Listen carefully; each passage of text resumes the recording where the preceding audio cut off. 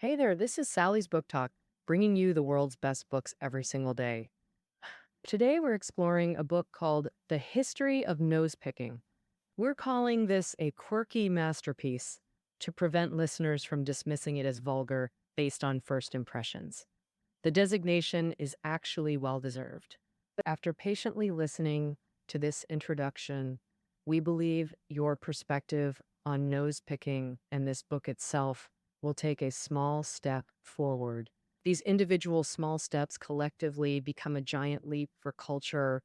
Don't misinterpret the title as verb object structure. The history here refers to legitimate historical research, not what some might initially assume.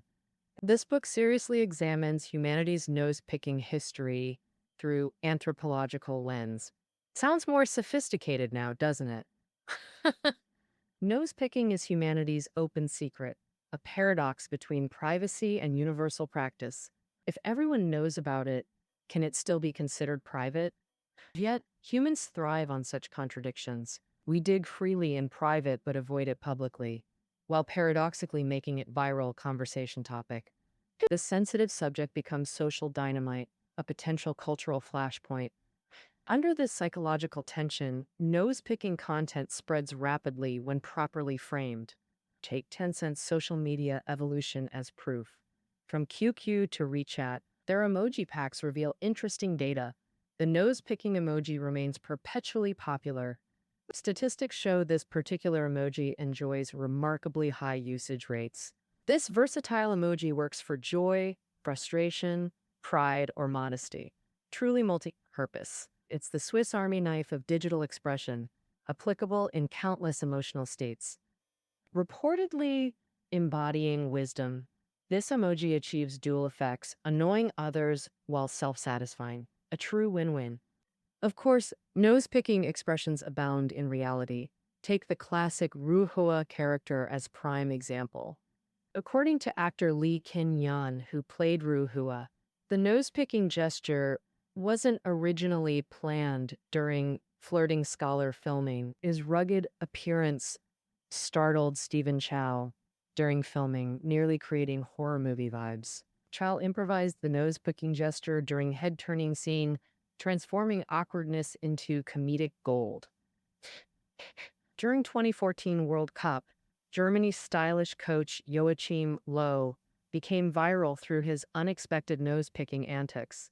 Throughout 90-minute matches, cameras easily captured Low's frequent nasal excavations.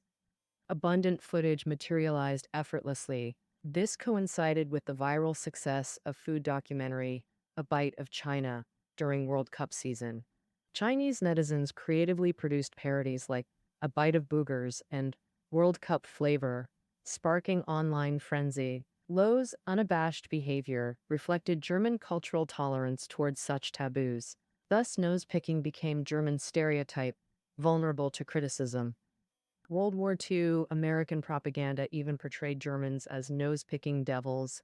These viral phenomena succeed through humorous cultural remixing of taboo subjects. Similar trends include replacing death with excrement in modern internet slang.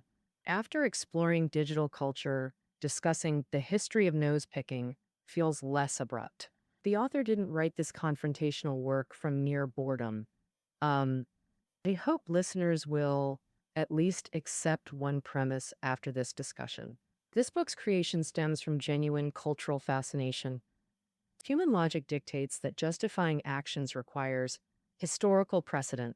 The older the tradition, the stronger the justification. When historical lineage stretches back sufficiently, arguments become virtually unassailable. Thus, Chapter 1's historical investigation follows humanity's cognitive playbook perfectly. So, how ancient is humanity's nose-picking tradition? The author identifies nose-picking as ancient recreational activity with unbroken continuity. Originating post-ancient Egypt, this practice spread globally through oral transmission. Egyptian murals depict males finger-digging nostrils. Crucial archaeological evidence. This discovery pushes nose-picking history to 4,750 BCE. Over 6 millennia, Theropetia's 1921 excavated coffin contained handkerchief evidence. Carbon dating nasal residues suggests Pharaoh lived 6,000 years ago. Traditional history focuses on grand narratives or sensational anecdotes. We study history seeking practical lessons for modern life.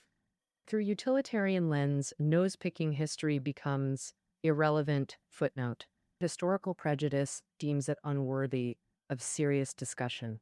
To prevent its historical erasure, nose-picking demands proper documentation. How does author integrate nose-picking into historical narrative? The author posits nose-picking as historical catalyst, influencing major events through famous figures. European warfare history shows nasal management impacted battle outcomes and military discipline. At 1066, Hastings, King Harold's nasal distraction led to fatal arrow strike and William's subsequent nose-picking ban. William enforced strict prohibition with capital punishment for public nose-digging.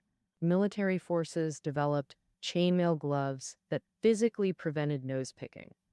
Historians recognize these gloves as crucial military innovation, contributing to French battlefield dominance for centuries. The author frames nose-picking as natural right, making its regulation central to historical power struggles.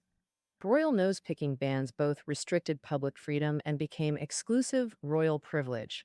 This royal monopoly deepened class tensions, ultimately leading to Magna Carta's signing, crucial step in limiting monarchy. Civilian rights awakening eventually sparked English Civil War.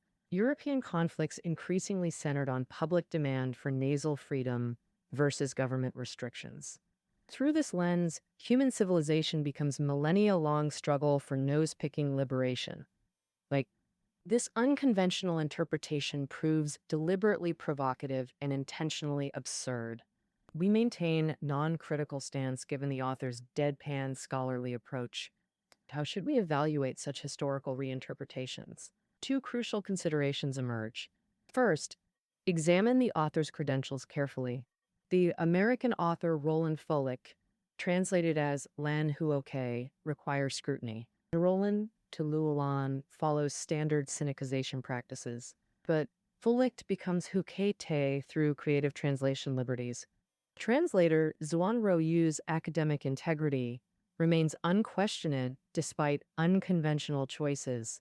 Fictional institutions like California Holy Nostril University and acknowledgments require suspension of disbelief. Resist the urge to fact-check these obviously satirical elements. Secondly, let's transcend nasal history discourse to examine limitations in traditional historical narratives. Conventional history focuses on elite figures and their grand deeds, then extracts lessons and meanings from these curated events. This approach resembles novelists condensing life's complexity into dramatic plot lines. Years of ordinary existence become mere footnotes between highlighted moments. After centuries accepting this paradigm, shouldn't we question what gets omitted?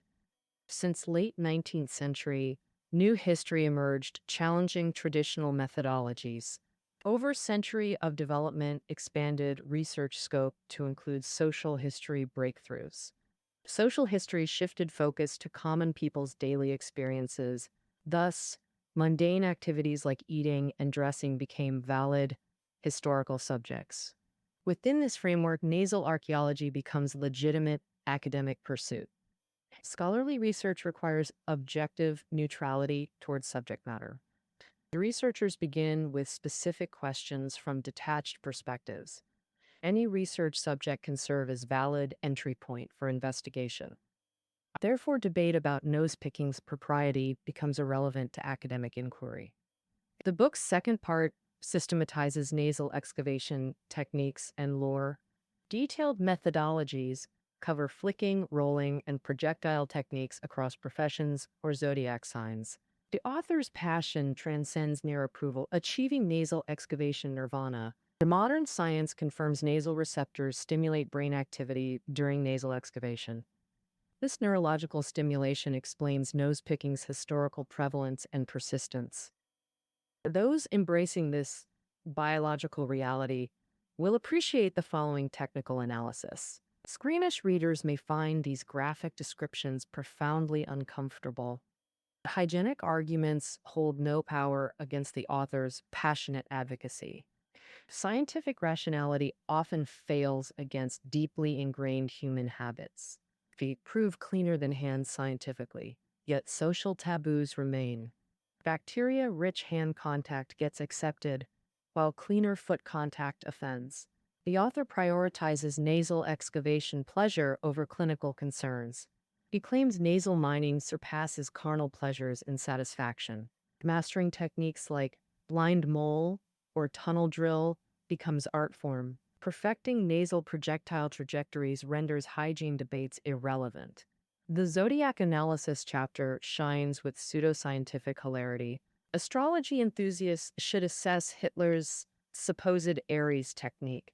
Historical figures like Marx, Taurus, and Caesar, Cancer, receive nasal profiles. Imagine Tolstoy's Virgo, perfect nasal excavation precision. The book elevates nasal mining to artistic expression. First artistic medium explored, nasal-inspired visual arts. Mastering the parabolic flick becomes performance art. Nasal archaeology transitions from habit to cultural legacy. With modern Photoshop skills, masterpieces like Munch's The Scream and Van Gogh's self-portraits get nasal twists. The book cover itself parodies Da Vinci's Mona Lisa with mysterious nose-picking gesture. The author composes pop song Nose-Picking March, complete with musical notation. Musically inclined readers can perform this nasal anthem themselves. This blend of historical revisionism and artistic parody embodies serious humor. An approach echoes 20th century pop art's subversive spirit. All artistic movements reflect underlying social ideologies.